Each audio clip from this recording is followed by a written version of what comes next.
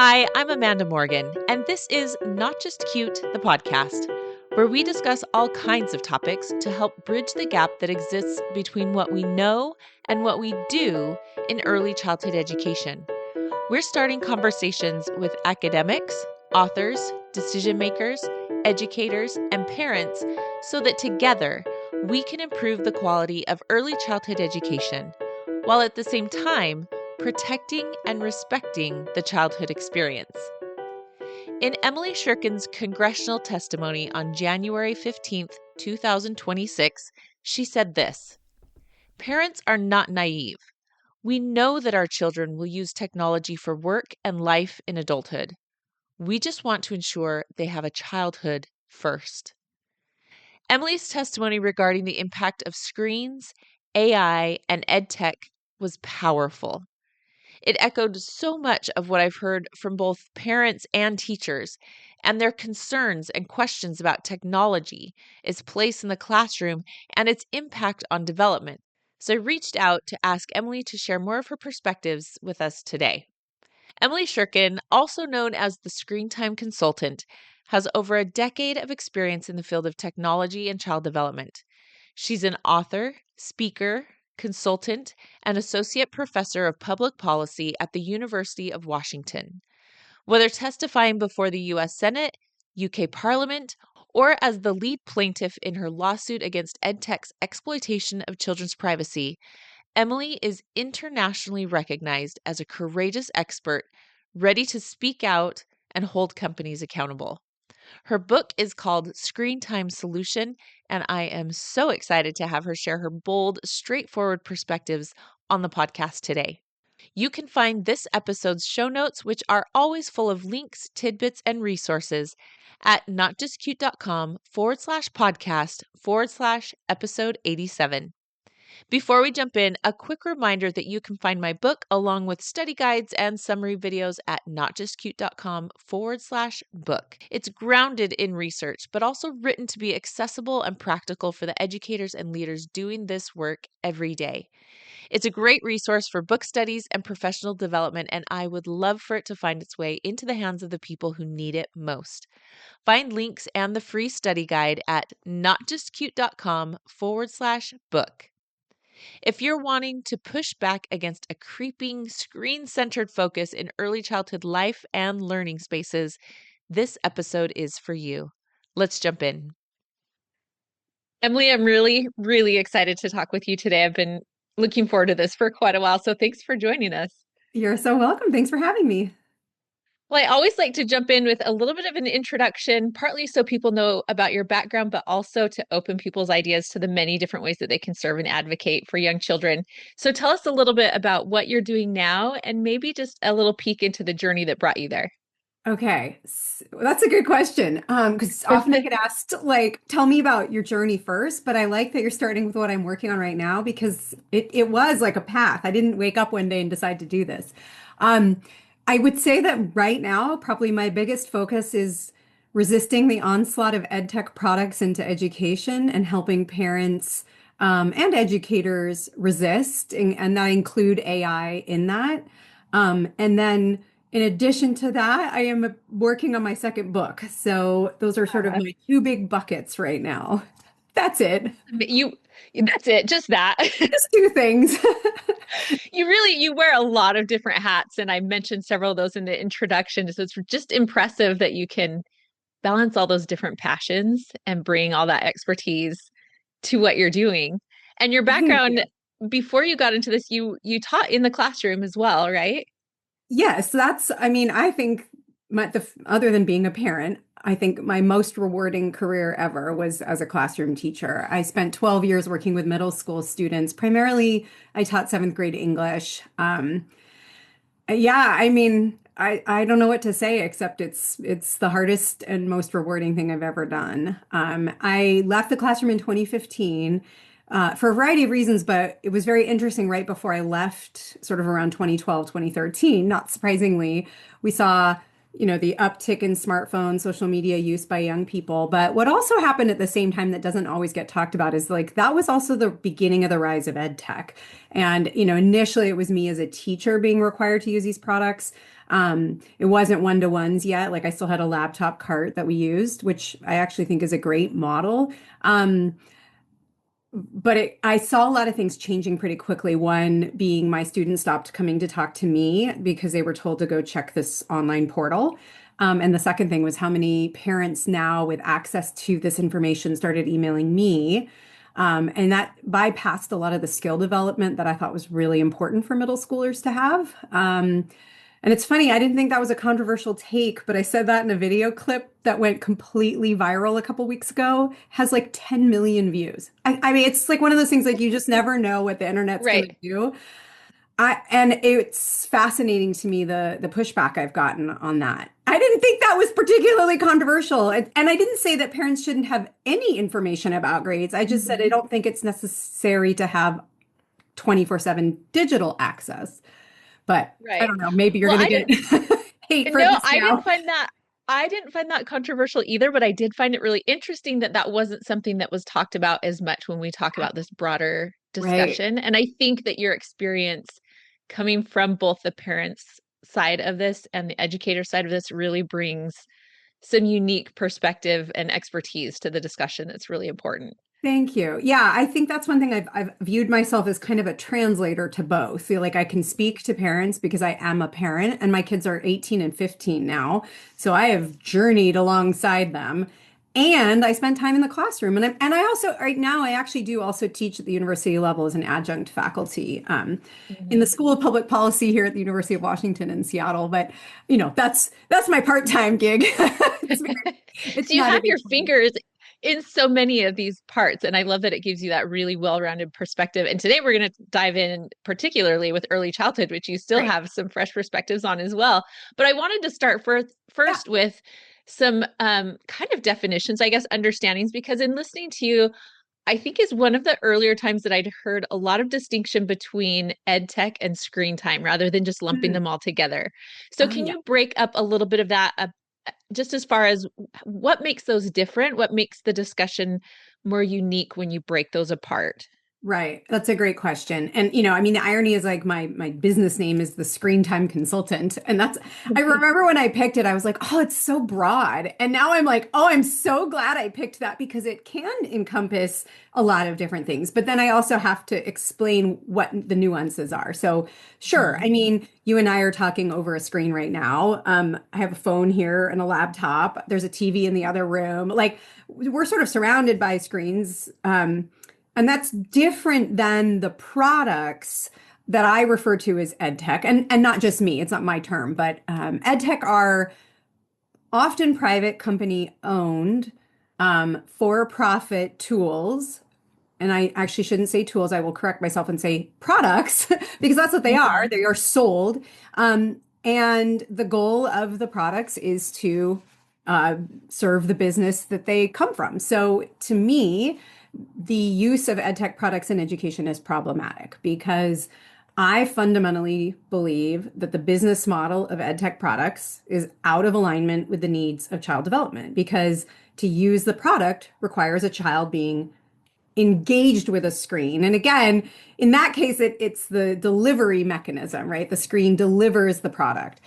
Now, I think the other distinction, and I don't know if you're about to ask me this as well, there is a difference between ed tech and tech ed that I make. And the Mm. idea is that children need technology education more than ever. I will be the first to say I am not anti-tech. I am tech intentional. And I've been saying that for like nearly 10 Mhm. years now. And what I mean by that is like children absolutely need to know about technology. It is very true. We live in a highly digitized world. They are surrounded by it. But we don't teach that to them by handing them over internet connected devices, whether that's an iPad at home or an iPad at school. So tell me a little bit about how, well, you mentioned before, and I actually have this quote from your testimony at your congressional testimony, which was really amazing. I'll make sure that I link that. Thanks. But and you said it earlier here as well. The business models of both big tech and ed tech are fundamentally at odds with child development. And that Yes. really caught my attention then, as well as when you just said it now. So can you expand on some more about that? Why are they in such Yeah. opposition with the principles of child development? Right. Another simpler way of saying that is EdTech is big tech in a sweater vest. So Hmm. if we have problems with, companies like Meta or Snap or Instagram, being used by children, we should have equal concern about these products whose brand names most people have never heard of, like Instructure and IXL and PowerSchool and iReady. They're the exact same products. They might look a little different in their packaging, but at the end of the day, it's the business model. And what I mean by that is, the same way that Instagram is quote unquote free, right? It's not free because it's our data that's being collected, right? And again, I'm simplifying this quite a bit, but the data is the goal. The data is the value. And if you take that information, you as a company can repackage that, you can sell it, you can use it to target advertisements, which again, at the end of the day, Google's really just an ad company, right? I mean, that's how they make their money. And so if we can take that same idea and apply it to what's happening with these EdTech products in school, it's pretty shocking. I think, that we would allow private companies to use our children's personal information and data to make money. I mean, I just have a hard time with that one. And the reason that I do is, like, as I said, it's out of alignment with child development and what kids need. Kids don't need more time on screens. Doesn't matter if it's the most educational video in the entire world, and how we define that is a great question, or just a bunch of TikTok videos. Those are not good experiences for a child's developing brain or body. I mean, again, it doesn't matter what the content is, in my view. Like, that's how I see it. And so Hmm. one interesting thing I'm noticing right now is, right, there's this attempt to differentiate, like hearing this a lot from the ed tech companies, like, oh, well, we're good screen time. We're the good kind of tech. It's all the crap that parents give kids that's bad. And look, I'm not letting parents off the hook. We have plenty of work to do as parents, but that's not true because it's the business model. Doesn't matter what's on the screen, it's what's behind the screen. So there's really several layers to it, right? So there's the question about data, which I think we maybe this is my assumption. I think we tend to be a little complacent with Yes. in ed tech with school because we think, oh, the school's got all Yes. the safeguards. Yes. The school will make sure that it's all protected. And maybe it's not um, data in the sense that when you're on your own profile at home, it's very personal to you, but it's still collecting data from your Right. child without, Yeah. we haven't really had a conversation about it. Correct. I think it's the most overlooked part of this because it's the least understood and because our general attitude about it anyway is like, I just click the box when I download a new app. I never read it. It's one thing for us as consenting adults with fully formed brains to, consent to these terms and Hmm. conditions we never read, which PS, we really should read them because Right? you should know what you're consenting to. But it's really quite another when we're having schools consent on behalf of parents, which again, I'm not saying that schools are out there, rubbing their hands together going, oh, goody, parents don't know. I don't think schools know that parents don't know. I don't think Exactly. schools know what these companies are collecting. And often schools have between 100 and 150 or more platforms per school, which means each one of them has their own individual data privacy agreement. So it's not hard. And I've written some essays about this. You can very easily look up the privacy policies of these companies, and they're written in very complex legal language, which is intentional because it makes it much harder Hmm. for you to fight back or resist. But it'll say things like, we do not collect personal information except in the following instances. And then those instances go and pretty much knock out any other thing. Like, then you go, okay, wait a second. Or it will say, we only collect the following to improve our product, right? But again, like, I think as parents, we should be very concerned that companies are using our children to better improve their product because that's not the goal of education to improve a company's product. Like, that's ridiculous. So Hmm. again, I don't fault parents for not knowing this. And I don't even fault schools necessarily. I don't think they knew. But, I wrote about this in the fall, but the FTC wrote an amicus brief that basically said schools can no longer consent on behalf of parents to the data collection. I mean, I'm paraphrasing it a lot. I have a letter on Hmm. my Substack and an essay about it. But I think this is an important thing parents can follow up on and be like, well, wait a second. I'd like to see the privacy policies of all these companies before I agree to this. So, Hmm. yeah.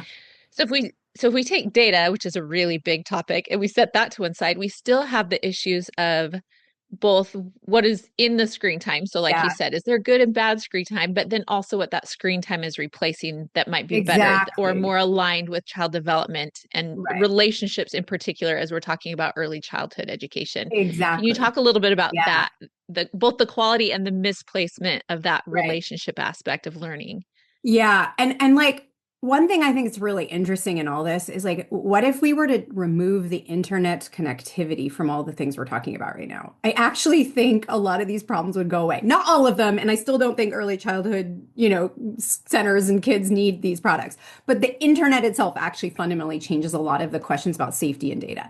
Not all of it, but that's an interesting sort of nuance. Mm-hmm. When it comes to, I wrote about this in my book for how parents can navigate home screen time, but I am now applying this also to EdTech. I invite parents to think about, and educators and school administrators to think about these three questions. When we decide to hand over a tech-based product or tool, what do we gain? I mean, sometimes the answer, especially for parents, it's like I get 30 minutes of quiet to cook dinner. Or a teacher who has 40 students is like, well, I can go work one-on-one with a couple of kids and the other kids are quiet. Like, again, there are gains. Whether they're healthy Mm-hmm. ones is debatable, but there are gains, right? It's not a net neutral. The second question is, what do I lose or replace? To me, this is the one we aren't asking enough. We can use the tech, but should we? And in doing so, do those gains outweigh the loss or the displacement of something else? So Dr. Doug Gentile writes about this and he calls it displacement. And it's literally time we spend on screens is time we're not spending doing something else. And in childhood, I mean, there's almost never going to be a circumstance in which a screen is superior to what's being displaced, period, like especially in early childhood.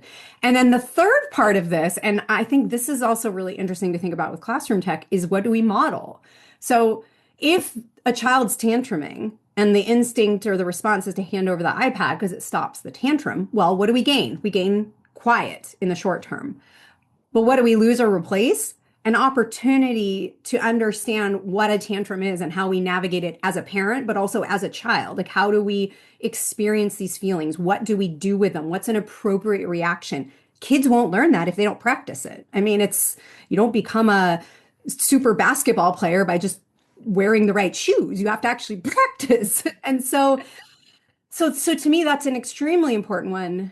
And it also requires us to look at our own screen use because if I'm bored at, the coffee shop and I'm in line and I pull out my phone, I am modeling for my child that when I'm bored, I can look at a device and that will distract me from the boredom. Does that mean we should never do that? No, we're adults. We get to make choices. But what we model when our kids are watching, it does matter how we decide to use it. And so I think you asked this in one of the pre-questions that I've been reading about this, thinking about this, noticing this in my school visits is like the centering of screens in a classroom in the form of a smartboard. And Mm-hmm. you can have a school or an early childhood center where no child is given an iPad. It might be that that doesn't even exist in the school, but centering a whiteboard sends I'm sorry, I'm going to clarify. Centering a smartboard sends a very strong message about what's important, what we value, what we pay attention to. And is that screen time in the same way that I'm talking about EdTech products? No, but I think it's as an important part of the conversation, and I would love to see schools move away from them.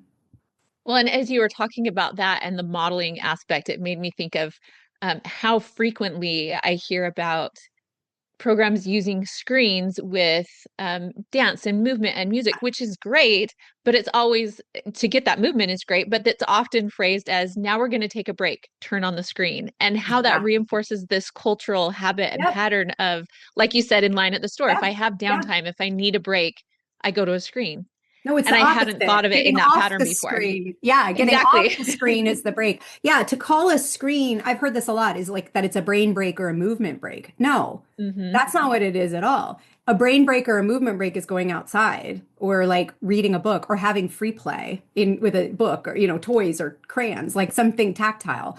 That's screen time. We need to call it what it is. It's not a movement break, it's screen time. And so again, look, not every kindergarten teacher is a musical theater genius who can sing and dance. But guess what? 5-year-olds don't care. They're not evaluating you on your musical performance skills. Like you can learn songs and sing them with 4-year-olds and they won't judge you. Like this is extremely important that we don't lose sight of our skills as being good enough and actually would argue superior to whatever video you might pull up on YouTube. Well, and there is again something to that human Yeah. connection, whether it's singing. I know I've seen studies with reading, so a human reading to a Oh, child rather than a yes. child watching reading being Yep. done on a video. Yep.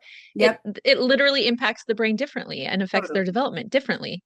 Yeah, learning So happens in the making space for that. context. Yes, in the context of human relationships. Like, can 100%. you listen to a story on a video? Yeah, you can. And maybe sometimes that is the only option. And again, like I recognize there's certain restrictions and limitations in some environments, but it isn't superior to an adult human doing it. And so, as long as we're acknowledging that that's not the same, then we can talk Mhm. about the nuance, but it's not the same. And it isn't better Right. for children. Right. And that there may be a place, like you said, there may be a place to use it, but we have to be doing it intentionally and with the understanding that this isn't the best way for them to receive a Right. story, but maybe it's just the best option at this moment for all the Yeah. various circumstances. Yeah, and I mean it's got to be a pretty rare circumstance. I think I worry a little bit that people are gonna be like, "Well, this poor teacher has 29 kids in their class, so what else is she supposed to do?" I mean, that's not the teacher's fault that that's the way it is, but a school responding to that problem as give them more tech is not the solution. It's Mhm. get them smaller class sizes, provide extra Mhm. teaching support. I mean, I guess. I know that the tech money comes out of different budgets than hiring teachers, and this is probably one of the biggest challenges, but I just don't, that's unacceptable as an excuse. Like you're the school board, you're the district administrators. It's your job to redefine the budget then in a way that prioritizes kids' needs. I'm Mhm. sorry that that's hard for you to do that, but you need to do it. That's your job. So and I know there's all this grant money out there from cities and states and the federal government for tech. And, I started thinking about this recently too. Like, can that money be spent on non-tech or, can it be spent on books? Can it be like, does it have to be? Is there, I don't know. I'm curious. Like, I would love for schools to start Mhm. wondering that as well and like what impact that might have. Yeah, where they can actually stretch that out. So Yeah. you kind of alluded to this in our prior discussion, and I'm curious. So the example that I shared with you earlier, working with somebody who is working with a new early childhood program and helping them with their curriculum side and training side and that part of the program, but then walked into this big brand new building that had been built for that program and seeing a classroom that wasn't Yeah. centered on play areas but was centered on screens. Yeah. And and just how striking that was, the investment that had been made without Yeah. consulting an expert like her Yeah. on what about Yeah. the physical environment. So what do you say for somebody like that and recognizing those constraints that you said that it's, Yeah. all these other people making all these other decisions, what advice do you have for either an educator who's in that Yeah. example or that situation where technology and ed tech is being centered beyond what they feel comfortable with, or to a parent who similarly is seeing their child in that environment? What can they say or do when they feel that the administration and the people making the decisions are just all in gung ho, ready Yeah. for all, Yeah. more tech, more tech? Yeah. What can Yeah. they do? Yeah. I mean, sadly, I hear this all the time. I mean, a teacher told me last week about how his district requires mandatory screen time. I mean, the fact that that's a sentence I have to say out loud and that's a fact is just crazy to me. Um, I would start by, I always, invite curiosity over judgment. So it's like, can you help me understand why the board is front and center in an early childhood classroom or any classroom, quite frankly? But like, help me understand. Can you show me the research that says that putting this front and center is the best way for me to support learning in this classroom? And if you don't have that, what are my options for removing it? What are my options for not using it? And then I would invite the teacher to creatively rearrange her furniture so that the smart board is at the back of the room, not the center, right? Mm, Like hmm. you can't move the smart board, move the other stuff. There's a great children's book. I just had a flashback. Minglo Moves the Mountain. Oh my I don't think gosh. I know that one. I'm gonna Oh, have to find it. I feel like we need to do a read aloud because it's all about you can't move the mountain, but you can move your house, and it's like Hmm. if you can't move the smartboard, move the rest of the stuff. And again, like I'm not saying this because I want teachers to try to like sabotage stuff, but I also think, not in refusing to participate in it is a form of a statement that's powerful. And what a way to model for your kids that that's not the most important thing in our classroom. Now, I also recognize that teachers are being trained that this is what teaching looks like. I mean, that to me actually sounds like the exception to what I hear about with education, or at least higher ed grad programs and teacher training programs. There's a lot of emphasis on ed tech. And I've heard teachers say, well, how am I supposed to teach without a PowerPoint? I mean, I don't know, the way that teachers did for decades before PowerPoint. And it doesn't mean you can't have materials or an outline or a binder of curriculum support. Like, that's not a bad thing to have that as a support, but it doesn't have to be digitized. And if it is, why and who digitized it and who's benefiting? It's not you, it's not your students, it's the company that made it. And so, again, just inviting some creative thinking about this, I think is And important. I appreciate the curiosity around it and the way that you phrase those as questions rather than coming in with, Yeah. anger and fire but just saying, help me understand this. Yeah. And I need you to say it again because I'm not going to say it the same way you did, but I just loved the question that was something along the lines of what if I did it differently, or how did you phrase that? Let's see. It was help me understand how this is benefiting teaching and learning and what are the alternatives for Yes. me as a teacher to use this in a different way or to not use it. Find different ways of using my classroom. Yeah. Yeah. I just think that's such a great question to ask and to ask Yeah. ourselves, but to bring that to our Yeah. administration. What are my options? What are my alternatives? What if we Yeah. looked at it differently? Yeah. Do Yeah. you, do you think there are some benefits that come out of technology and screens and all those things? Are there some things that are beneficial when we look through the lens of early childhood education? Do any come to mind for you? In a formal classroom setting? No, I don't think they're necessary. Does it Mhm. mean that we can't use them for entertainment sometimes? Sure. I mean, I think that's possible. I don't think it's necessary. I think more than ever, kids are getting plenty of this at home. School Mhm. used to be. I mean, the irony is 10 years ago, we were like, oh gosh, at least we were talking about after school screen time. That's what we were talking about 10, 15 years ago. Right. And we were like, oh, at least kids go to school and they don't have screens all day. At least they're protected then. I mean, that's not at all the case now. So, Mhm. if you can be a sanctuary for young children who might be getting 4, 5, 6, 7 hours at home on screens, and you can provide a place where that isn't, what a gift. What a gift. Mhm. And so, again, now to back it out for the parent perspective, like I'm not opposed to I love family movie nights. Like I think that's a wonderful way to spend time with my family. And we did a lot of that when my kids were younger. And, you know, but think about all the skill building that goes into that, like negotiating what we watch and talking about whether we liked it or not, and the media literacy that could come from that. And by the way, family movie night is one family, one screen. Mom and dad Mhm. scrolling on their phones does not count as family movie night. And so that is speaking of modeling, right? Like, oh, that is a really important one that I push on parents hard to think about that. And if you can't put your phone down for a movie, why not? And what's so Mhm. hard for you in that? And what does that say about what you're valuing and what your attention Mhm. is seeking? So, again, I just don't think there's a place for that in school. But like again, the intentional use of it. I remember back in my day, you'd wheel the TV cart with the VCR in couple times a year to watch a movie in a class. Like that was so exciting when we got to do that. Sure, Mhm. great. That can happen on occasion too. But again, the irony is like more than ever, kids are getting plenty of screen time. This is like when we were growing up, that wasn't the norm and we didn't have these excess hours. And now kids do. So let school be the place where they're so excited when we roll out the book cart and the art Mhm. supplies, like because they're Mhm. not getting that somewhere else. Yeah, it really has flipped the other way. Yeah. Yeah. And Um, again, like if you have a company that is trying to convince early childhood educators or principals or leaders that this is a necessary product, I would really, really urge deep dive into the research behind it, their funding sources, how they are benefiting. And, if they're like, oh, it's minimal screen time, then it can't be financially worth it. Like I just would really, really push back on that. and to be curious, like you said Yeah. before, just keep Yeah. asking the Just questions. I wonder and I notice are two of my favorite phrases.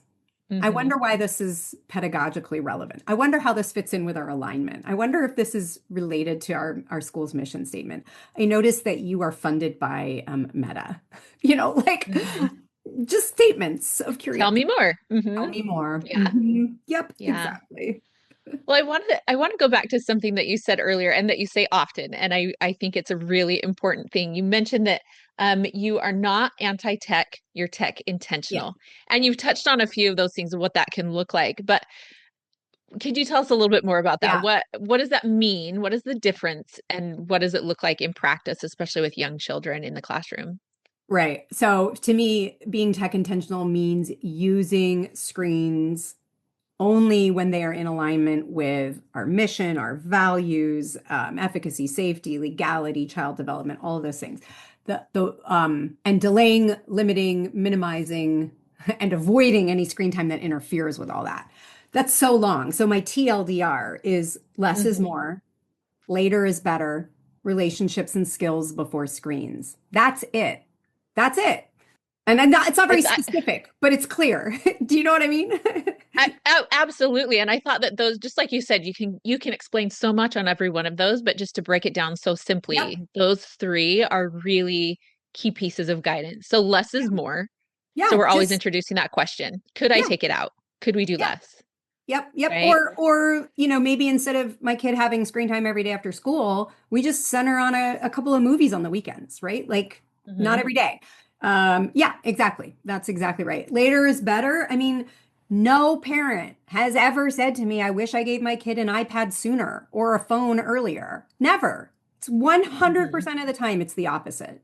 So take that from the parents who came before you as a message. You will never regret waiting. And I always hear, well, I need to be able to reach my kid. Great, get him a flip phone. Those still exist. My daughter is 15 and uses a flip phone.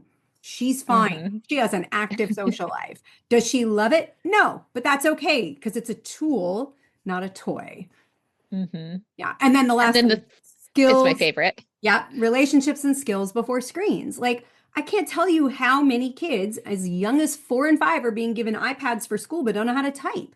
And not only type, don't know how to write. I mean, again, this Hmm. is like instead of learning to ride a bicycle, we just give 7-year-olds car keys and tell them to drive. Like, that is so developmentally illogical. Like, that to me just I don't understand. Like again, I'm not a neuroscientist, but from a developmental standpoint, that doesn't make any sense. So again, Hmm. skills before screens. Like what are the skills that we want our children to have before we give them a screen as a supportive tool, right? Like again, well, my kid needs to know how to walk home from school. Great. Practice walking home from school until they learn it. Don't give them a phone to rely on the map because then they will never not rely on the map. And that is a skill, right?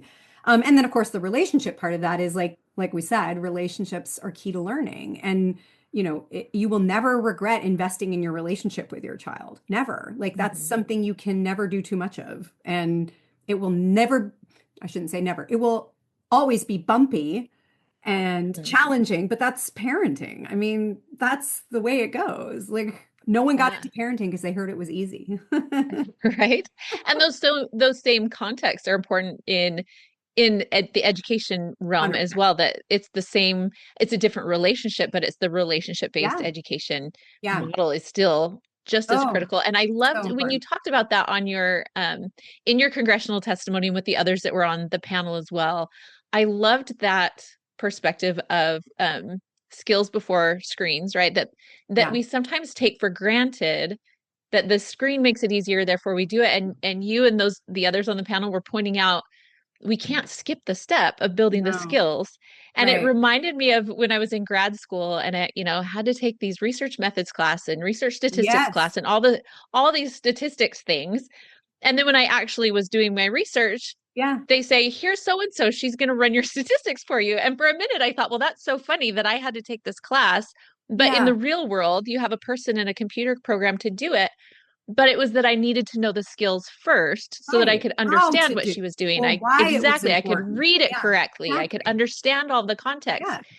And Yeah. while And if that's, we, yeah. that's my grad school experience, we do the No, same totally. in early childhood. If we're just jumping to the screen, the replacement, we sometimes, especially as adults, overlook or don't pause to ask the question, but what's Right. the skill? Did we teach the skill Right. first? Right. And easier. isn't better for learning. Easier is better for Mm-hmm. convenience, but if you want to learn something, friction is required. And so, nobody anything worth doing, had challenge and struggle. And we felt like we did that. We accomplished something. We did something really difficult. We persevered. We stumbled. And that's where the learning happens. And if we take away the friction, that's not learning. And that's what I worry so much about, for example, with AI, Mm-hmm. right? Is like, yeah, it can do your homework for you, but and we talk about cognitive offloading for adults, but that's not even happening for children. They don't have the cognitive skills in place to offload. So that's what terrifies me, is that they're never even building Mm-hmm. those skills in the first place. And like, again, if you want your kid to use AI, and I say this about tech in general, is the best preparation for a digital future is an analog childhood. Give them the skill development first so they know why these tools are useful and how to use them, if you indeed think they are and they should someday. And I think it's interesting as you talk about avoiding that resistance. I think many adults can point to how children avoid the resistance, or Yeah. they can't handle the friction as much anymore. But Yeah. it makes me wonder how much of this is coming because the Oh, yeah. adults in the room Oh, are yeah. seeking, right? They want to get away Oh, from the friction, yes. or they're not pausing to ask, hey, this might be a little bit harder for us, but would it be better I if mean, we, right? yes, I wrote about this in my book. And again, this is some of the, I see a lot of this, of course, on social media, and this idea that our job as parents is somehow to make our children's lives easier and less full of friction. And that couldn't be more wrong.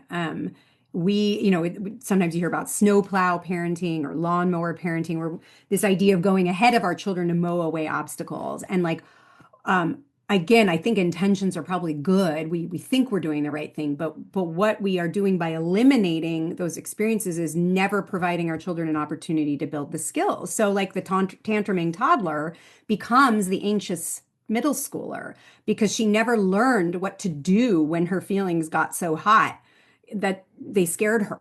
And Mhm. instead of, knowing how to cope with it, or knowing that she is capable of coping with it. Again, like, it is normal to have big feelings, especially in adolescence, right? Like, it's normal to get mad and upset and angry.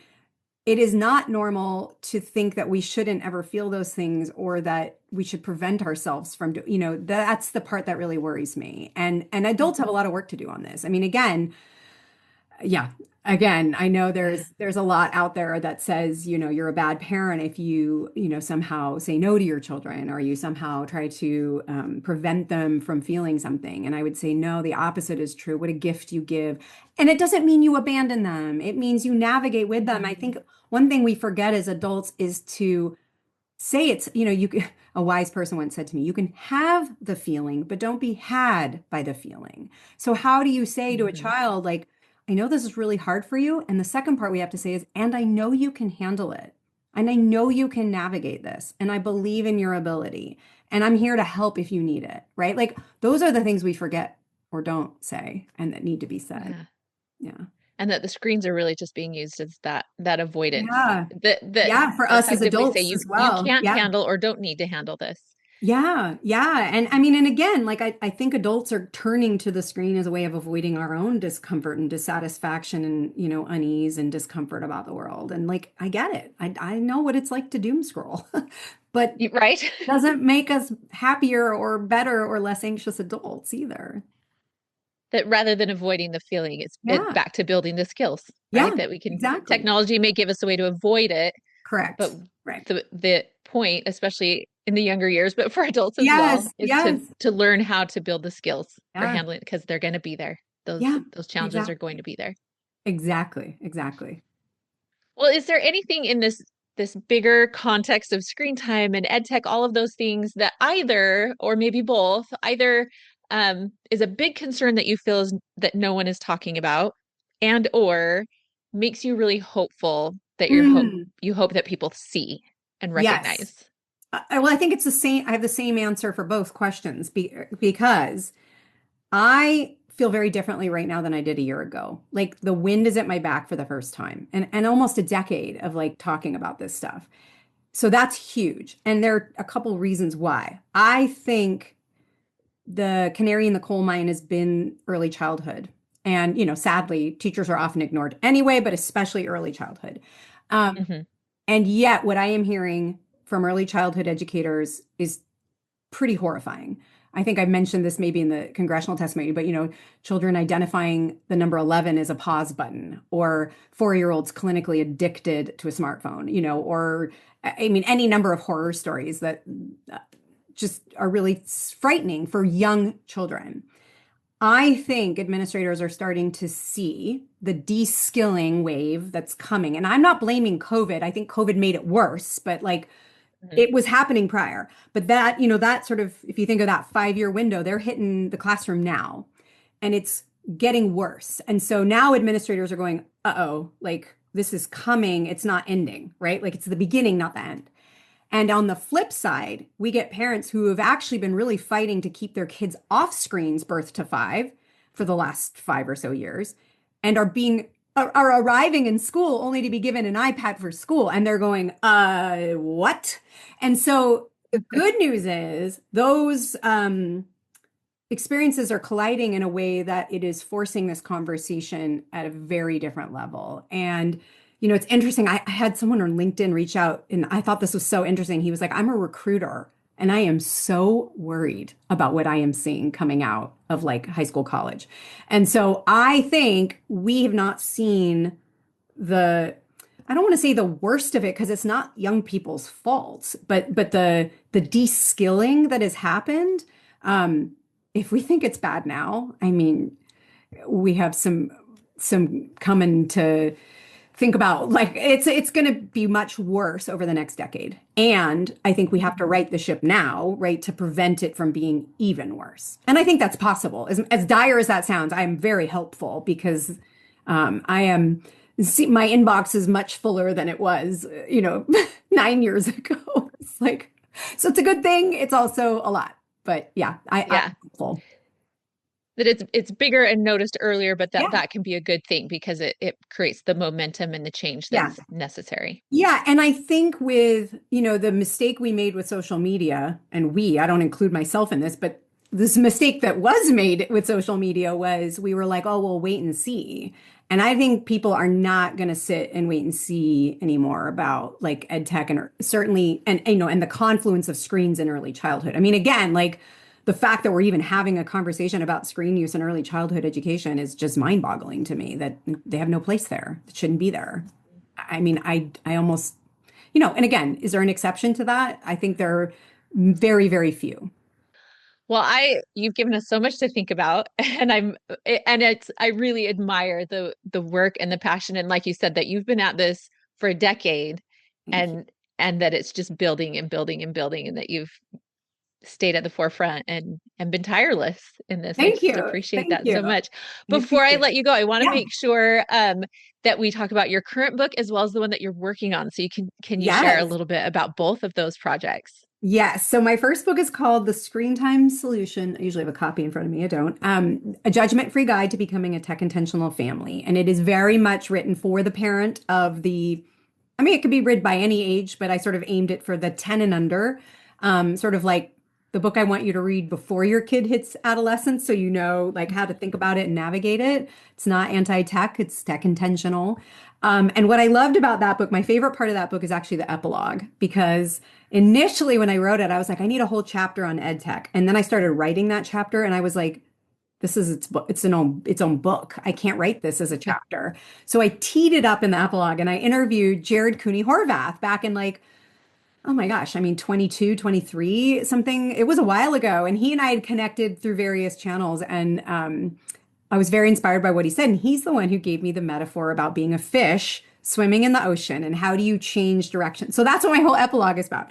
And now I write, my Substack is called First Fish Chronicles. And it's all about, it takes one fish to swim out, but the other fish to follow in order to get everyone to change. And of course, it's called a school of fish, which just makes the metaphor even cooler. So my book two is about this movement. It's about, what was it like to be a first fish stepping out, so naively when I did, not having any idea what I was getting into. I mean, again, I didn't wake up I joke that the subtitle will be something like "My Life as an Accidental Activist," but it's not a memoir. So, but it will include some of my own journey, and it will really be looking at, what I see as the future of education, which is, the tech intentional school. And actually, I just got back from New York where I certified, or I'm in the process of certifying my first tech intentional school. And so that is I had trademarked tech intentional about 6 years ago. And I'm thrilled that I have found a school that is willing to really look, and they've done a lot of work on their own, but I'm getting a lot more inquiries right now, and that's exciting. I love that. And I'm sure this is it's a whole other book. Obviously, it could be a Yes, whole other yes, episode, but you've piqued my curiosity. Now, can you give just a little bit of yeah, what a tech intentional school looks like? Just kind of the yeah. top level of what you're looking Yes. for? So it meets my four norms of ed tech, which is no internet connected one-to-one devices in school. I'm looking to check my list. No AI use for students. Tech ed, not ed tech, and more handwriting, more paper, more books, more teachers, right? So, I mean, that's very high level. And on my website, I have actually a downloadable PDF that walks through like some of the high level stuff. Um, you know, Again, this isn't something I'm going to give to very many schools. It's a pretty high bar, and most schools are not anywhere near being ready for that. But if schools are interested or parents want to like share this information, it's a really great time to start thinking about it because that's where the pendulum is swinging. Mm-hmm. Oh, it's fascinating. And I think you're right. I think that there are parents who want this, and that Yep. a lot of that momentum is going to come from parents speaking up and Yes. coming, being active in their school, saying Yes. this is actually what we want for our Agreed. children, and here's why, and here's the research, right? Exactly. Exactly. Ah, Exactly. I love it. Well, I'll make sure to link your book as well as your Thank you. Substack. And I know you have a toolkit and so many resources. So we'll make sure that we get people connected with Yep. that. But Emily, thank you so much for being just such You're a welcome. treasure trove of resources and information that it's all going to help educators and teachers and ultimately help young children. So Thank thank you. you for And doing that amazing that's work. why I do it. So thank you for having me and for doing the work that you do as well to help elevate these conversations. So thank you again. Thanks again for listening to Not Just Cute, the podcast. You can find show notes at notjustcute.com/podcast/episode 87. There you'll find links to Emily's book, Screentime Solution, her Substack, First Fish Chronicles, her site and resources, as well as other tidbits I know you'll love. I'm Amanda Morgan. You can read more on my blog and sign up for the Not Just Cute newsletter at notjustcute.com. You can also stay tuned for social media updates on Instagram by following me at Amanda_notjustcute. Thanks for listening today, and as always, thank you for standing up for children and for childhood.